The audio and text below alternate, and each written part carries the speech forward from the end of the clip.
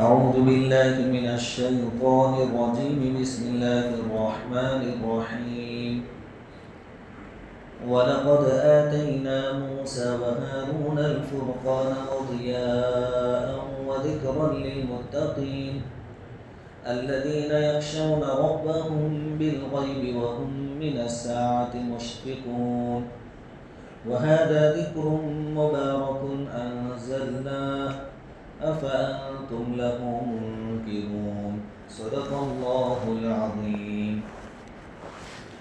سورۃ الانبیاء کی آیت نمبر 48 اور 50 تک کی تلاوت کی گئی ہے۔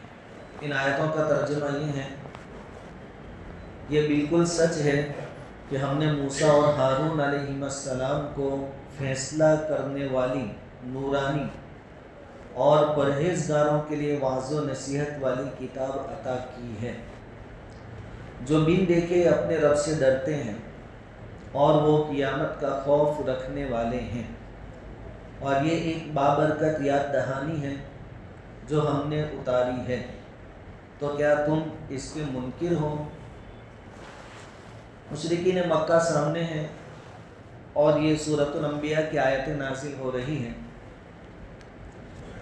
اب یہاں سے جیسا کہ سورت کا نام ہے الانبیاء،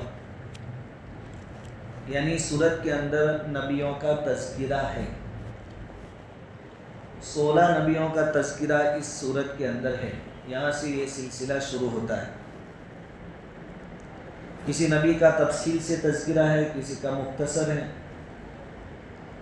ہمیں یہ دیکھنا ہے کہ نبیوں کی زندگی کیسی تھی اور ہمیں ان کی زندگیوں کے مطابق اپنی زندگی بنانا ہے۔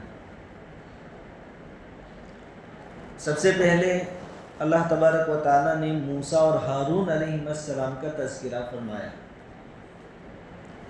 حضرت موسیٰ اور ہارون علیہ السلام دونوں سگے بھائی تھے۔ ہارون علیہ السلام عمر میں بڑے ہیں، موسیٰ علیہ السلام چھوٹے ہیں۔ یہ بنی اسرائیل کے نبیوں میں سے ہیں۔ بنی اسرائیل کے بارے میں ہم جانتے ہیں کہ ان کی اصل حضرت ابراہیم علیہ السلام سے اس طرح جڑتی ہے کہ ابراہیم علیہ السلام کا جب آخری وقت تھا، اس وقت آپ کے پاس آپ کے وارثین میں سے آپ کے بیٹے حضرت اسحاق علیہ السلام تھے، اور اسحاق علیہ السلام کے بیٹے حضرت یعقوب علیہ السلام موجود تھے۔ ابراہیم علیہ السلام نے فلسطین کے قریب ایک بستی میں انتقال فرمایا، تو گویا حضرت یعقوب علیہ السلام یہ حضرت ابراہیم علیہ السلام کے پوتے ہیں، اور یعقوب علیہ السلام کا ایک دوسرا نام تھا اسرائیل۔ جیسے ہم بارہا کہتے ہیں کہ آدمی کا نام کچھ اور ہوتا ہے اور ایک اس کا ایکسٹرا پیارا نام ہوتا ہے، نام ہوتا ہے عبد الرحیم، پھر بھی اس کو بولتے ہیں منا۔ ابھی کتنا بھی بڑا ہو جاوے، باپ ہو جاوے، دادا بن جاوے، نانا بن جاوے، لیکن یہ رہتا ہے منا۔ اس طریقے سے حضرت یعقوب علیہ السلام کا دوسرا نام تھا اسرائیل۔ اسرائیل کا معنی بھی ہوتا ہے اللہ کا بندہ۔ تو یعقوب علیہ السلام کے 12 بیٹے، اور وہ 12 بیٹے کہلاتے ہیں بنی اسرائیل، یعنی اسرائیل کے بیٹے۔ اسرائیل یعنی یعقوب علیہ السلام۔ ان کے 12 بیٹوں میں ایک ہیں حضرت یوسف علیہ السلام۔ ہم کو حضرت یوسف علیہ السلام کا واقعہ بہت مرتبہ سننے کی وجہ سے معلوم ہے، وہ کیسے اپنی بستی سے نکالے گئے، کنویں میں ڈالے گئے، وہاں سے قافلہ اٹھا کر آپ کو مصر تک لے گیا، اور ایک وقت تک مصر میں قید خانے میں آپ محبوس رہے۔ اس کے بعد اللہ تعالیٰ نے وہاں سے نجات دلا کر مصر کے تخت شاہی تک آپ کو پہنچا دیا۔ پھر بھائی آتے رہے اناج غلہ لینے کے واسطے، پھر تعارف ہوا، جان پہچان ہوئی کہ وہی یوسف ہے جس کو ہم نے کنویں میں پھینک دیا تھا۔ پھر بھائیوں نے حضرت یوسف علیہ السلام سے معافی شافی کی، اور یوسف علیہ السلام نے مصر کا جو بادشاہ تھا یا وزیر تھا اسے درخواست کی کہ میں یہ چاہتا ہوں کہ میرے ابا امی اور میرے خاندان کے لوگ یہاں مصر میں آ کر آباد ہو میرے سامنے۔ وزیر یا بادشاہ جو بھی تھا اس نے یوسف علیہ السلام کی بات کو قبول کیا اور ان کو مصر لانے کی اجازت دی۔ حضرت یعقوب علیہ السلام، آپ کے گھر والے، دوسرے بھائی سب کنعان چھوڑ کر مصر میں آ گئے، وہاں ان کی تعظیم ہوئی۔ یوسف علیہ السلام نے اپنے خاندان کے لوگوں کے رہنے کے واسطے سیٹی سے دور ایک علاقہ پسند کیا، وہ جگہ مانگی بادشاہ کے پاس کہ اپنے رشتہ داروں کو شہر میں نہیں رکھنا ہے، شہر سے دور ایک بستی میں یا ایک جگہ ہے وہاں رکھوں گا۔ اس کی وجہ یہ بیان فرمائی علماء نے کہ مصری شہری جو تھے، یہ جو آنے والے لوگ ہیں یوسف علیہ السلام کے رشتہ دار، یہ تو گاؤں کے رہنے والے دیہاتی اور مویشی یعنی جانور چرانے والے، کھیتی باڑی کرنے والے چرواہے کہے جاتے ہیں۔ تو وہ جو مصری شہری تھے وہ چرواہوں کا مذاق اڑاتے تھے اور ان کو کمتر انسان سمجھتے تھے، جیسا کہ آج بھی ہوتا ہے۔ اور دوسری بات یہ کہ شہری جو تھے ان کے اندر بہت ساری مشرکانہ رسم و رواج پائی جاتی تھی۔ تو یوسف علیہ السلام نے یہ چاہا کہ میرے خاندان کے لوگ ان سے دور رہیں تاکہ ان کا برا اثر میرے خاندان والوں میں نہ آئے۔ خیر ان کو ایک جگہ دی گئی، وہ وہاں آباد ہوئے۔ اب چونکہ یوسف علیہ السلام وزیر ہیں تو آپ کے خاندان کے لوگ ہیں، نبیوں کے اولاد میں سے ہیں، تو پھر مصریوں نے آپ کی بہت تعظیم کی، سب کی، بنو اسرائیل کی، یوسف علیہ السلام کے گھر والوں، اور ان کو میدان ملا۔ چونکہ یعقوب علیہ السلام موجود تھے، یوسف علیہ السلام موجود تھے، توحید کی دعوت دینے والے دو نبی موجود تھے، تو ان کے خاندان والوں نے پھر توحید کی دعوت دینا شروع کیا۔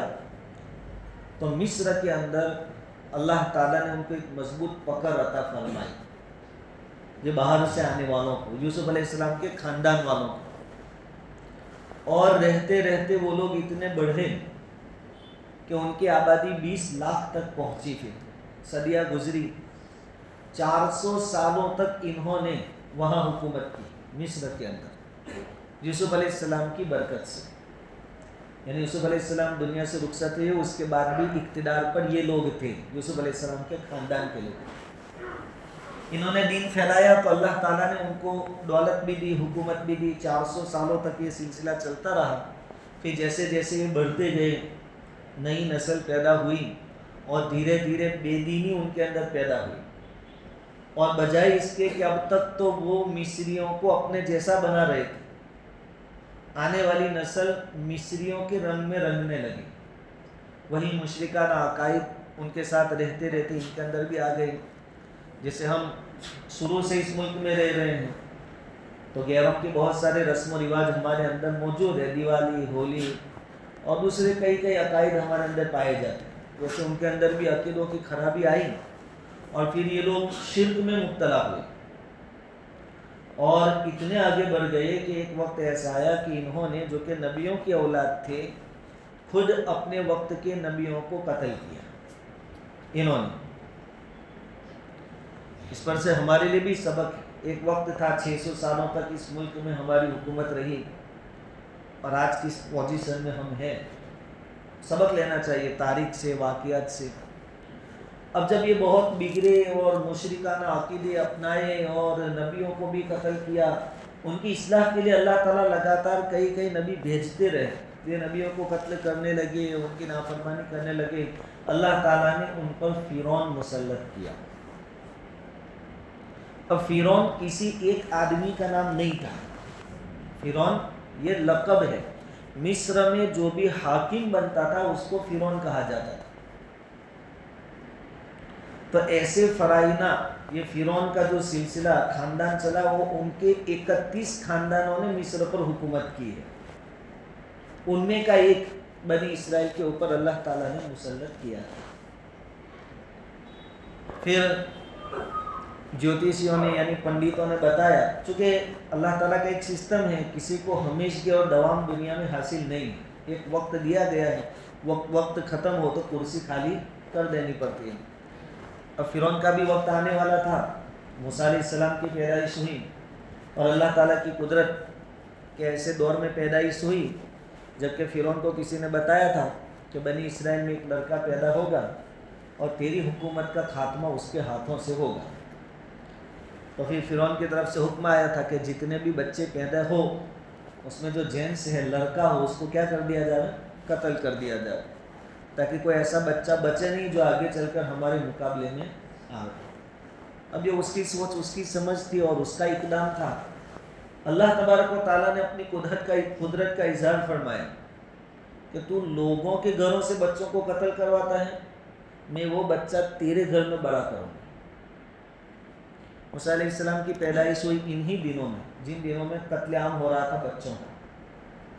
ہم ذرا اس منظر کو دماغ میں بٹھانے کی کوشش کریں کہ پیدا ہونے والے بچے کو کاٹ دیا جائے تو کیا ماحول ہوگا اس زمانے میں۔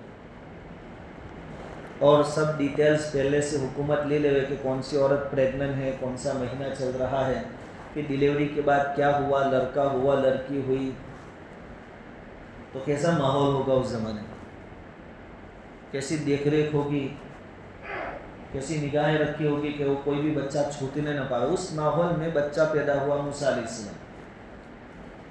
ایسے ماحول میں بھی ان کی والدہ نے 3 مہینے تک ان کو چھپایا، موسیٰ علیہ السلام 3 مہینے تک گھر میں چھپایا، کسی کو پتہ نہیں چلا کہ یہاں بچے کی پیدائش ہوئی اور لڑکا ہوا ہے۔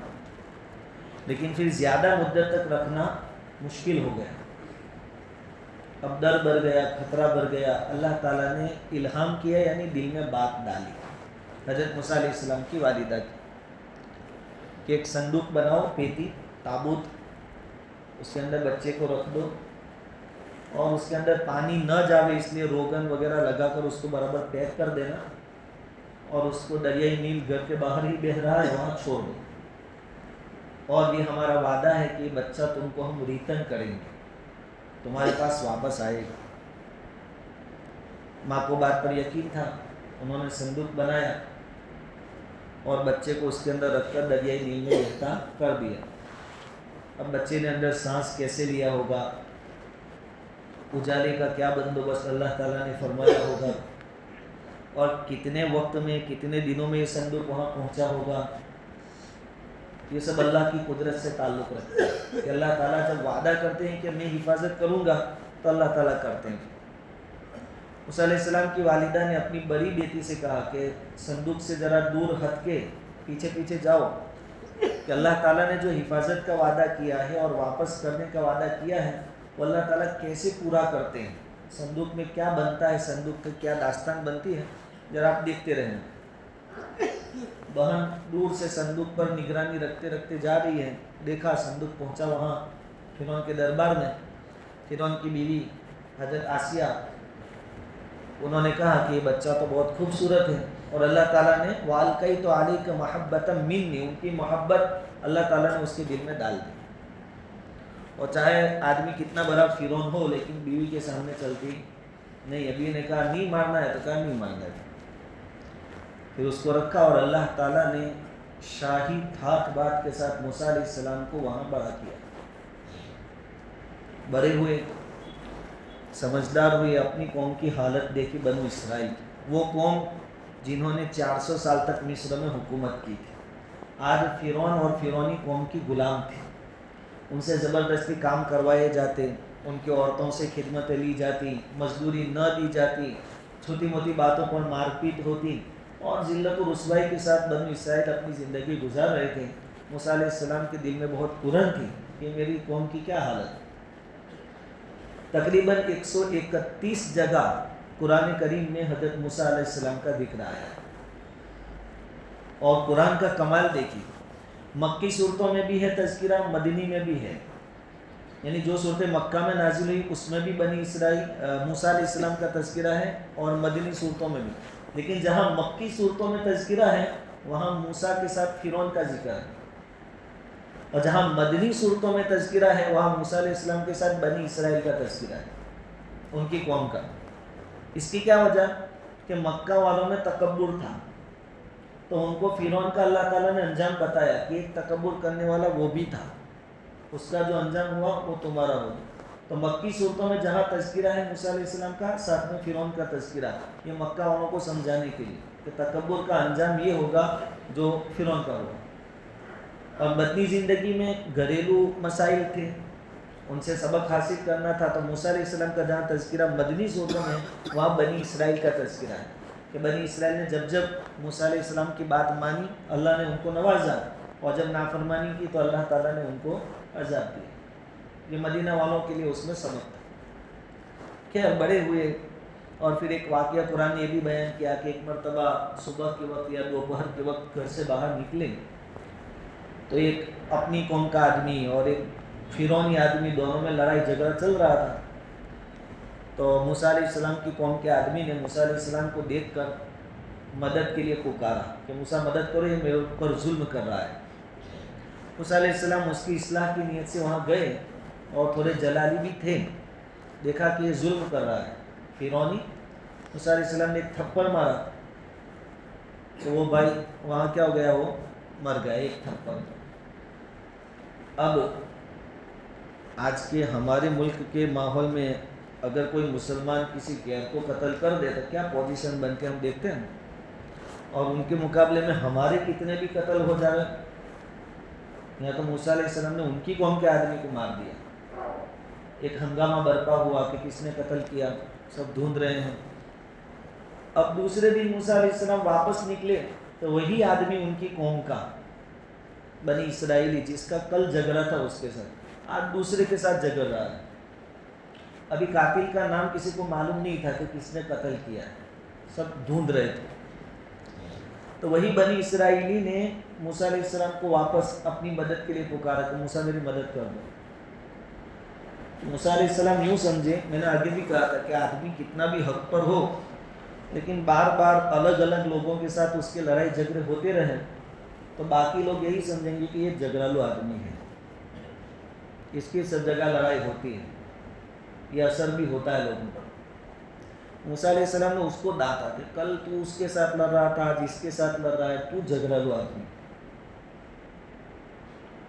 اب موسیٰ علیہ السلام کا چلو خیر ہے تو میری قوم کا آدمی اور مظلوم ہے تو مظلوم کی مدد کرنی چاہیے۔ موسیٰ علیہ السلام ان کے قریب جا رہے تھے تو بنی اسرائیلی کو ڈر لگا کہ کل ایک تھپڑ میں ایک وکٹ پڑ گئی تھی، کل اگر آج نصیحت کے طور پر مجھے تھپڑ مارا تو میرا بھی وکٹ گر جائے گا۔ وہ دور سے کہنے لگا کہ موسیٰ رہنے دے، تو کل بھی تم نے ایک کو مار دیا اور تمہاری نیت اصلاح کی نہیں ہے۔ یہ الفاظ قرآن میں کہ تمہاری نیت اصلاح کی نہیں ہے، تم اپنا دبدبہ بنانا چاہتے ہو، لوگوں میں رعب طاری کرنا چاہتے ہو۔ اب اس نے سن لیا کہ کل موسیٰ نے مارا تھا، یہ بولا، وہ آدمی وہاں سے بھاگا فرعون کے دربار میں کہ قاتل مل گیا۔ کون؟ کہا کہ بادشاہ کے دربار میں جو بڑا ہوا موسیٰ وہ قاتل ہے۔ پھر مشورہ ہوا وہاں کہ جہاں کہیں ملے، کیونکہ کچھ نشانیاں دیکھ کر فرعون کو شک تو تھا ہی تھا کہ یہ بچہ کچھ الگ ٹائپ کا نظر آ رہا ہے، کہ جہاں ملے ان کو پکڑ لاؤ اور پھانسی کی سزا دے دو، ان کا کھیل ختم کرو۔ وجاء رجل من اقصى المدینہ، ایک آدمی دوڑا ہوا آیا جلدی سے اور کہا موسیٰ تمہارے لیے پلان تیار ہے، تم کو مار دیا جائے گا، آپ یہاں سے نکل جاؤ، میں تمہارا خیر خواہ آدمی ہوں۔ اچھے لوگوں کو ہی پھر بستی چھوڑنی پڑتی ہے۔ موسیٰ علیہ السلام نے بات مان لی، فخرج، وہاں سے موسیٰ علیہ السلام وہاں سے نکلے اور مدین پہنچے۔ وہاں وہ دو لڑکیاں اپنی بکریاں لے کر حاضر تھی پانی پلانے کے واسطے، دیکھا کہ سائڈ پر کھڑی ہیں اور لوگ اپنے اپنے جانوروں کو پانی پلا رہے ہیں۔ موسیٰ علیہ السلام نے ان سے پوچھا کیا حال ہے؟ کہا کہ جب تک یہ لوگ اپنے جانوروں کو پانی نہ پلا لیں ہم نہیں پلا سکتے۔ ایک تو ڈھکن بہت بڑا ہے کنویں کے اوپر، اس کو اٹھانا ہٹانا ہمارے بس کی بات نہیں ہے، اور یہ رولز ہے کہ جینٹس پہلے پانی پلائیں گے اس کے بعد ہم۔ موسیٰ علیہ السلام نے اکیلے نے وہ ڈھکن اٹھا لیا کنویں پر سے اور ان کو پہلے پانی پلا کر فارغ کر دیا۔ اب باپ بھی تو باپ تھے، باشعور لوگ تھے، وہ بھی تو نبی تھے شعیب علیہ السلام، لڑکیوں کے والد صاحب۔ لڑکیاں گھر پہنچی تو پوچھا آپ جلدی کیوں آ گئی؟ روزانہ جو ٹائم پہ آپ آتے ہیں اس سے پہلے کیوں آ گئی؟ ہمیں بھی پوچھتے رہنا چاہیے کہ ٹیوشن اتنے بجے سے گئی تھی، لیٹ کیوں آئی؟ اسکول کب سے چھوٹ گئی، آپ لیٹ کیوں آئی؟ پوچھنا چاہیے لڑکوں کو لڑکیوں کو، رات کو لیٹ سونے کے واسطے کیوں آئے، کہاں تھے، کیا کر رہے تھے؟ بتایا کہ آج اس طریقے سے کوئی ایک نیک بندہ مل گیا تھا، اس نے پانی پلا دیا اور جلدی فارغ ہو گئے۔ تو شعیب علیہ السلام نے کہا کہ وہ کوئی پردیسی تھا اور اس نے تم پر احسان کیا، تو احسان کا بدلہ احسان سے دیا جاتا ہے، جاؤ ان کو بلا کر لاؤ۔ ادھر موسیٰ علیہ السلام نے اللہ تعالیٰ سے دعا کی تھی، ربی انی لما انزلت الی من خیر الفقیر، کہ الہ تو جو بھی مجھ پر مہربانی کرے میں اس کا محتاج ہوں۔ یہ دعا قبول ہوئی، لڑکی بلانے کے واسطے آئی، کہا چلو ابا آپ کو بلاتے ہیں۔ کہا کیوں؟ کہا کہ آپ نے ہم پر احسان کیا تو آپ کے احسان کا بدلہ اتارنا ہے۔ راستے میں موسیٰ علیہ السلام آگے چل رہے ہیں، لڑکی پیچھے ہیں شعیب علیہ السلام کی، تاکہ موسیٰ علیہ السلام کی نگاہ اس پر نہ گرے۔ آئے شعیب علیہ السلام سے ملاقات کی، دونوں نبی تھے، ایک دوسرے کو پہچان لیا کہ یہ اللہ والے ہیں، اللہ کے نبی ہیں۔ اور لڑکی نے مشورہ دیا ابا سے کہ آپ کو مزدور کی ضرورت ہے کھیت میں کام کرنے کے واسطے، گھر میں کام کرنے کے واسطے، اور مزدور ایسا ہونا چاہیے جو طاقتور ہو اور امانت دار ہو۔ اور اس بندے کے اندر دونوں خوبیاں ہیں، طاقتور بھی ہے کیونکہ وہ دھکن اکیلے نے ہٹا لیا تھا کنویں پر سے، اور امانت دار اتنے ہیں کہ راستے میں کوئی نگاہ لڑکی پر ڈالی نہیں، نیچی نگاہ سے موسیٰ علیہ السلام چلے، تو امانت دار بھی ہیں۔ پھر شعیب علیہ السلام نے ان کے ساتھ معاملہ طے کیا، انی ارید ان انکحک احدی ابنتی ہاتین، کہ موسیٰ میں ان دو لڑکیوں میں سے ایک کا نکاح آپ کے ساتھ کروانا چاہتا ہوں، آپ ہمارے یہاں محنت مزدوری کریں گے 8 سال تک، اور اگر 10 پورے کر لیں تو آپ کی مرضی۔ موسیٰ علیہ السلام نے کہا چلو جیسا مجھے مناسب لگے گا، 8 یا 10، میں اس حساب سے مدت پوری کروں گا۔ نکاح ہو گیا، شعیب علیہ السلام کے وہاں رہے، اللہ کی عبادت میں مشغول رہے۔ مدت ختم ہونے کے بعد اپنی بیوی کو لے کر واپس مصر کی طرف جانے کا حکم ہوا۔ ابھی نبوت نہیں ملی تھی، مصر کی طرف جا رہے تھے، رات کا وقت تھا، جنگل میں پہنچے، اب اندھیرا ہے، ٹھنڈی ہے، تو آگ کی ضرورت ہے، روشنی کی۔ اب موبائل یا ٹارچ تو تھا نہیں، تو آگ چاہیے، تو دور کہیں آگ نظر آئی۔ موسیٰ علیہ السلام نے اپنی بیوی سے کہا کہ آپ ٹھہرو، وہاں آگ نظر آتی ہے، اور آگ نظر آتی ہے کا مطلب یہ کہ وہاں کوئی انسان بھی ہوں گے جنہوں نے آگ جلائی، تو ان سے آگ بھی لے لیں گے اور راستہ بھی پوچھ لیں گے۔ موسیٰ علیہ السلام نے اپنی اہلیہ کو وہاں ٹھہرا کر آپ گئے، وہاں تو اللہ رب العزت تجلی فرمائے ہوئے تھے، اور آواز آئی، اے موسیٰ یہاں ہم خود ہیں، اپنی جوتیاں اتار دو، اور ہم آپ کو نبی بنا رہے ہیں، اور آپ کے لیے اب حکم یہ ہے کہ آپ جائیے فرعون کے پاس اور ان کو سمجھاؤ، نرمی سے بات کرنا، سارے آداب بھی اللہ تعالیٰ نے بتا دیے اور کچھ معجزات بھی دیے۔ موسیٰ علیہ السلام نے کہا کہ الہ العالمین، جب میں وہاں سے نکلا تھا مصر سے، تو ایک خون کا الزام میرے اوپر تھا، اب اگر میں جاؤں گا تو کہیں قصاص کا مسئلہ نہ آ جائے کہ خون کے بدلے خون۔ اللہ تعالیٰ نے فرمایا کہ نہیں، میں تمہارے ساتھ ہوں، اس کے بارے میں بے فکر رہو، تم کو کوئی جانی نقصان نہیں پہنچا سکے گا۔ موسیٰ علیہ السلام نے ایک اور درخواست کی اللہ تعالیٰ سے کہ میری زبان میں لکنت ہے، اور میرے جو بھائی ہیں ہارون، ان کو بھی آپ نبی بنا دو، ان کی زبان بہت فصیح ہے، بیان بات بہت اچھی کر سکتے ہیں، اور میرے مددگار بھی بنے رہیں گے۔ اللہ تعالیٰ نے ان کی دعا قبول فرمائی، اور دونوں بھائیوں کو نبی بنا کر فرعون کے دربار میں بھیجا، اور فرعون سے کہا کہ ہم اللہ کے بھیجے ہوئے نبی ہیں، 2 کام کر، ایک تو ایک اللہ کو اپنا معبود بنا لے، مان لے، اور بنو اسرائیل کو ہمارے حوالے کر، جن کو تو نے کئی سالوں سے غلام بنا کر رکھا ہے۔ اب فرعون کی حکومت ہے، مصر ہے، اس کی زمین ہے، اور یہ دعوے دار آ گئے کہ ہم نبی ہیں۔ پہلے تو فرعون نے ہلکے میں لیا، کہا کوئی نشانی بتاؤ۔ موسیٰ علیہ السلام نے اپنا عصا، اپنی لکڑی نیچے رکھی تو وہ اژدہا بن گیا۔ اس زمانے میں جادو کا زور تھا، فرعون نے اس کو جادو قرار دے دیا، یہ تو جادو ہے اور تم جادوگر ہو، نبی نہیں۔ اور پھر کہا کہ چلو اپنے جادوگروں سے تمہارا مقابلہ کرا دیتے ہیں۔ جادوگروں سے مقابلہ ہوا، موسیٰ علیہ السلام کی فتح ہوئی۔ پھر فرعون بالکل ہکا بکا رہ گیا تھا، کیونکہ جادوگر بھی مسلمان ہو گئے، اور پھر مسلمانوں کو مارنا اس نے شروع کیا۔ موسیٰ علیہ السلام کو بھی حکم ہوا کہ ابھی اپنے گھروں میں بنو اسرائیل سے کہو نمازیں پڑھتے رہیں، اللہ کی عبادت کرتے رہیں، آپ کے ماننے والوں کو کہو۔ پھر ایک وقت آیا، حکم ہوا کہ اب مصر سے آپ لوگ نکل جاؤ۔ چنانچہ رات کے وقت نکلنے کا حکم تھا، مصر سے نکل رہے ہیں، اندھیرا تھا، جانا کسی اور سمت میں تھا اور پہنچے کسی اور سمت میں، چونکہ اللہ تعالیٰ کی قدرت کا اظہار ہونے والا تھا۔ تو سامنے سمندر آ گیا اور پیچھے فرعون کا لشکر آ گیا۔ ادھر فرعونیوں کو بھی پتہ چلا کہ موسیٰ اپنی ماننے والوں کو لے کر بھاگ رہے ہیں، نکل گئے ہیں، انہوں نے پیچھا کیا۔ تو موسیٰ علیہ السلام کے ساتھ جو تھے انہوں نے کہا بھی کہ موسیٰ رہ سہ کر بات تو یہی پر پہنچی کہ تو نے ہم کو مروایا، اب آگے سمندر ہے اور پیچھے فرعون ہے، یعنی ہماری تو دونوں طرف موت ہے۔ موسیٰ علیہ السلام نے فرمایا قال کلا، ایسا ہرگز نہیں ہوگا، ان معی ربی سیہدین، میرے ساتھ میرا رب ہے، وہ راستہ دکھائے گا کہ کیا کرنا ہے۔ اللہ تعالیٰ نے وحی نازل فرمائی کہ اپنا جو عصا ہے، لکڑی ہے، اس کو سمندر پر ماریے۔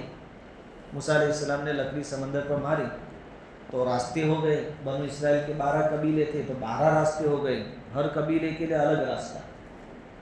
پانی باقاعدہ تھم گیا دونوں طرف، اور سمندر یعنی کوئی معمولی پانی نہیں، کتنی گہرائی ہوتی ہے اس کے اندر۔ موسیٰ علیہ السلام اور بنو اسرائیل اس کے اندر اترے۔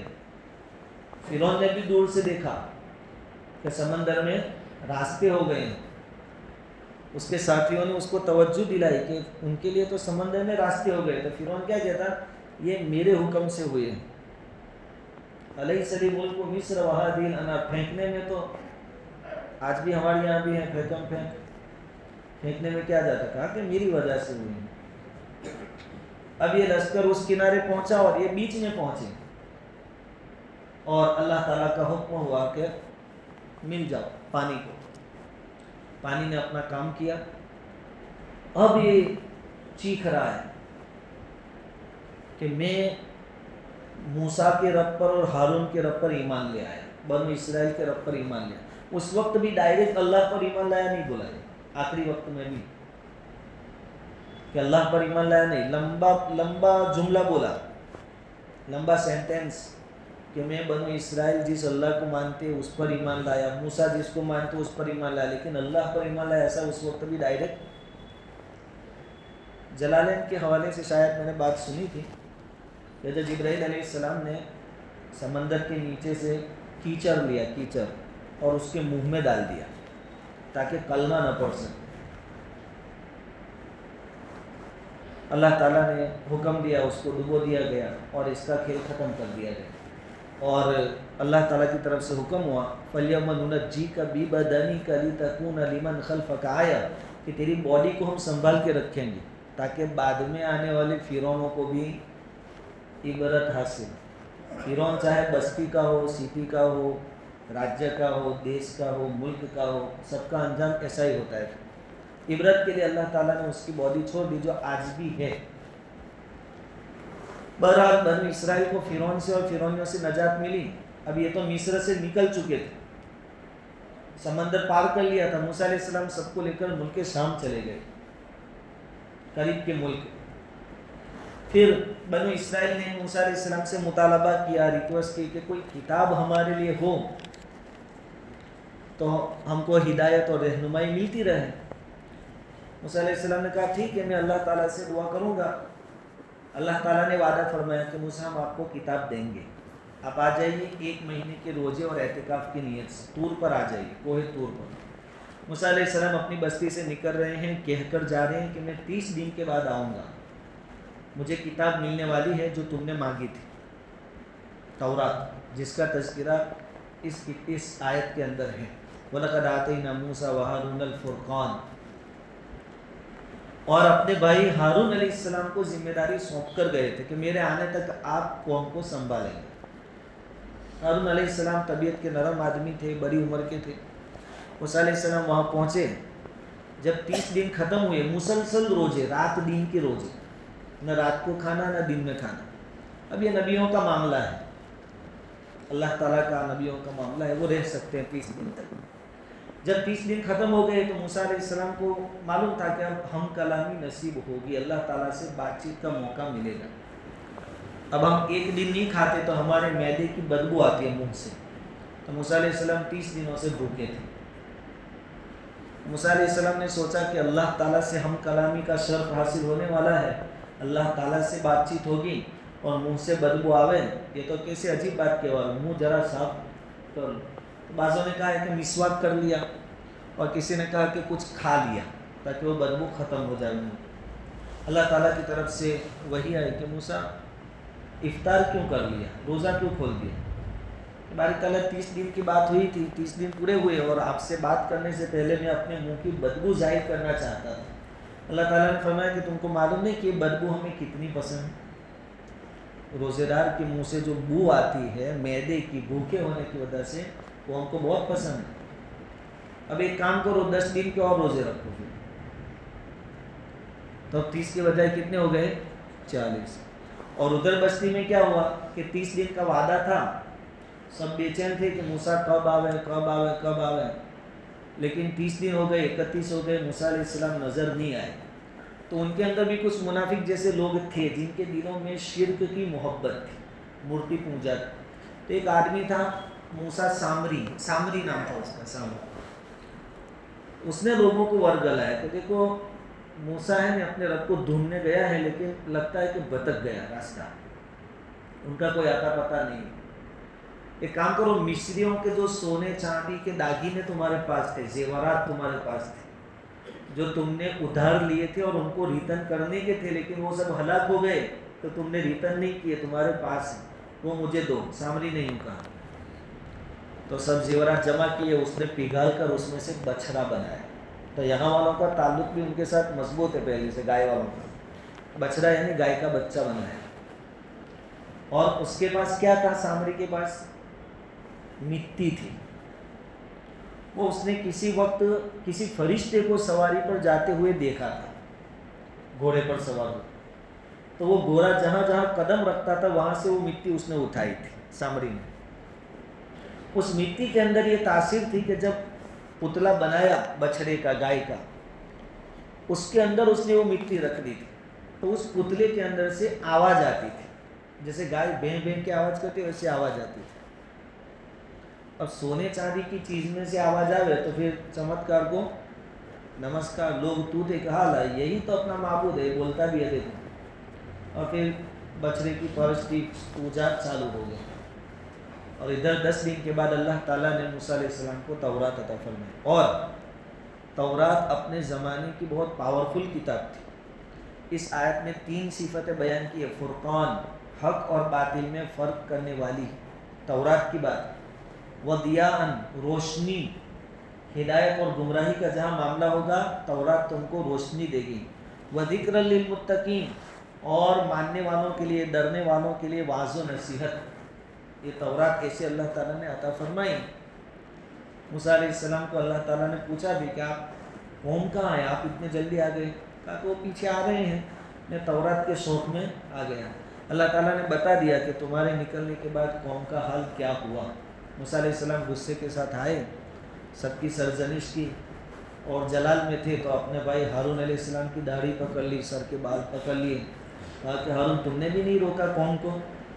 انہوں نے اپنا عذر بیان کیا کہ میں نے بہت سمجھایا, روکا, لیکن یہ تو مجھے بھی مار ڈالنے کے قریب تھے.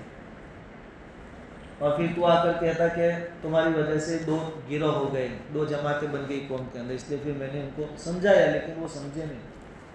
پھر موسیٰ علیہ السلام نے واپس سب کو سمجھایا, اور ان کی معافی کے لیے ایک طریقہ یہ طے ہوا کہ قوم کے 40 آدمی. اچھا یہ ایسا لائے تھے کہ موسیٰ تو یہ کہتا ہے کہ توریت ہے, تو کیا خبر یہ توریت اجے نے اللہ نے دی ہے, ہم نے تو کسی نے دیکھا نہیں اللہ کو دیتے ہوئے, کوئی فوٹو بھی نہیں ہے نا, ویڈیو بھی نہیں ہے کہ اللہ نے دیا, ہمیں کیا مانگ. تو پھر انہوں نے طے کیا کہ 40 آدمی جاوے موسیٰ علیہ السلام کے ساتھ, اور جہاں سے ملی وہاں جا کر کنفرم کرے کہ اللہ کی طرف سے ملی ہے, کہ پھر موسیٰ علیہ السلام اپنی طرف سے لکھ کر لائے. بڑی خطرناک قوم تھی ہے. پھر موسیٰ علیہ السلام نے ان کو سمجھایا, سامری کو سزا دی, اس کو جنگلوں کی طرف بھگا دیا گیا, اس بچڑے کو جلا دیا گیا. اور پھر موسیٰ علیہ السلام برابر ان کو سمجھاتے رہے. 120 سال کی عمر میں حضرت موسیٰ علیہ السلام کا انتقال ہوا. انتقال کا واقعہ بھی بڑا دلچسپ ہے. بخاری اور مسلم کے اندر روایت ہے کہ اللہ تعالیٰ نے فرشتے کو بھیجا انسانی شکل میں کہ جاؤ موسیٰ علیہ السلام کے پاس جاؤ اور کہو کہ چلو موت کا وقت آ گیا. فرشتہ انسانی شکل میں آیا. موسیٰ علیہ السلام ان کو پہچان نہیں پائے کہ فرشتہ ہے. انسان آیا اور کہا کہ چلو موسیٰ اپنے رب کے پاس جانا ہے, موت کا وقت آ گیا. تو ایک تو اچانک کوئی آدمی آ گیا اور انسان، اور بغیر اجازت کے موسیٰ علیہ السلام کو غصہ آ گیا اور آ کر موت کی بات کر رہا ہے. موسیٰ علیہ السلام کو غصہ آیا تو ایک تھپڑ مار دی اس کو. اب انسانی شکل میں تھا تو تھپڑ کا اثر بھی ظاہر ہوا کہ اس کی ایک آنکھ پھوٹ گئی. انسانی شکل میں تھا نہیں، اس لیے اثر ظاہر ہوا، آنکھ پھوٹ گئی. تو وہ فرشتہ غائب ہو گیا. سیدھے اللہ کے دربار میں کہا کہ موسیٰ مرنا نہیں چاہتا، ان کو ابھی زندہ رہنا، اور مجھے مارا، دیکھو آنکھ پھوڑ دی. اللہ تعالیٰ نے فرمایا کہ آپ واپس جاؤ اور اب کہنا کہ اللہ کا حکم ہے. اچھا، ادھر سے جیسے ہی غائب ہو گیا تو موسیٰ علیہ السلام کو بھی تعجب ہوا کہ یہ کوئی معمولی آدمی نہیں تھا، کہاں چلا گیا. ان کو بھی ذرا احساس ہوا کہ کچھ جلد بازی ہو گئی مجھ سے، تھپڑ مار دی اور بات چیت بھی پوری نہیں کی. اللہ تعالیٰ نے فرشتے کو واپس بھیجا اور کہا کہ موسیٰ علیہ السلام سے کہنا کہ آپ کسی بیل، گائے بیل بولتے بیل، برد، اس کی کمر پر ہاتھ رکھو، اس کے نیچے جتنے بال آئیں گے تمہارے ہاتھ کے نیچے، ہر بال کے بدلے میں 1 سال، اتنی عمر ہم تم کو دیں گے. یہ صحیح بات ہے. بیل کی پیٹھ پر کمر پر ہاتھ رکھو، اس کے نیچے جتنے بال آئیں گے ہر بال کے بدلے میں 1 سال کی عمر تم کو ملے گی. موسیٰ علیہ السلام نے پوچھا فرشتے سے کہ اس کے بعد، کہ اس کے بعد تو بھی مرنا ہے. موسیٰ علیہ السلام نے کہا کہ وہ زندگی کہ اتنے سال گزرنے کے بعد انجام تو اس کا موت ہی ہے، تو پھر اتنے سال انتظار کیوں کرنا، یہ معاملہ ابھی ہو گیا. تو پھر فرشتے نے حضرت موسیٰ علیہ السلام کی روح قبض کی. اس طریقے سے 120 سال کی عمر میں حضرت موسیٰ علیہ السلام دنیا سے رخصت ہوئے. ان کو جو کتاب ملی وہ توریت اپنے زمانے کا فرقان تھی، حق باطل میں فرق کرنے والی، حلال حرام میں فرق کرنے والی، لوگوں کے لیے ہدایت، روشنی اور متقی اور پرہیزگاروں کے لیے واعظ و نصیحت تھی. کن لوگوں کو کتاب سے فائدہ ہوتا ہے؟ للمتقین. ہمارے پاس بھی قرآن ہے، لیکن فائدہ اس سے کن کو حاصل ہوتا ہے؟ متقیوں کو. جو نہیں مانتے وہ تو نہیں مانتے، جو پرواہ نہیں کرتے وہ نہیں کرتے. الذین یخشون ربہم بالغیب. متقی وہ لوگ جو اپنے رب کو بن دیکھے اپنے رب سے ڈرتے ہیں. اللہ کو دیکھا نہیں لیکن ڈرتے ہیں. وہم من الساعۃ مشفقون. اور جب رب سے ڈرتے ہیں تو قیامت سے بھی ڈرتے ہیں، اس بات سے کہ قیامت کے دن کہیں کسی وجہ سے اللہ تعالی ہم سے ناراض نہ ہو جائے. تو اللہ تعالیٰ نے سب سے پہلے 16 نبیوں میں سے 2 نبیوں کا ذکر اس آیت میں فرمایا، موسیٰ اور ہارون کا. مکہ والوں کو یہ داستان سنائی جا رہی ہے، اور ہمیں بھی اور قیامت تک کی تمام انسانیت کو، کہ اگر اپنی زندگی سدھارنا چاہتے ہیں، سنوارنا چاہتے ہیں، آخرت کی کامیابی چاہتے ہیں، تو موسیٰ اور ہارون کے نقش قدم پر چلنا ہے. اور نبی کریم صلی اللہ علیہ وسلم کے لیے بھی اس میں بہت سارے اسباق ہیں، اشارات ہیں کہ دیکھو موسیٰ اور ہارون کا مسئلہ تھا فرعون کے ساتھ، تمہارا مسئلہ ہے مشرکین مکہ کے ساتھ. وہ بھی متکبر، یہ بھی تکبر کرنے والے. انہوں نے ظلم کیا، ان کی طرف سے بھی آپ پر ظلم ہو رہا ہے، آپ کی قوم پر ظلم ہو رہا ہے. ایک وقت آیا کہ فرعون ختم ہو گیا، فرعونی ختم ہو گئے. ایک وقت آئے گا کہ مشرکین مکہ بھی ختم ہو جائیں گے. جیسے موسیٰ اور ہارون نے صبر سے کام لیا، آپ اور آپ کے ماننے والے بھی صبر سے کام لیں. اس طریقے سے یہاں سے 16 نبیوں کا تذکرہ شروع ہو رہا ہے. انشاءاللہ آگے ہم روزانہ سنیں گے. درود شریف پڑھیں.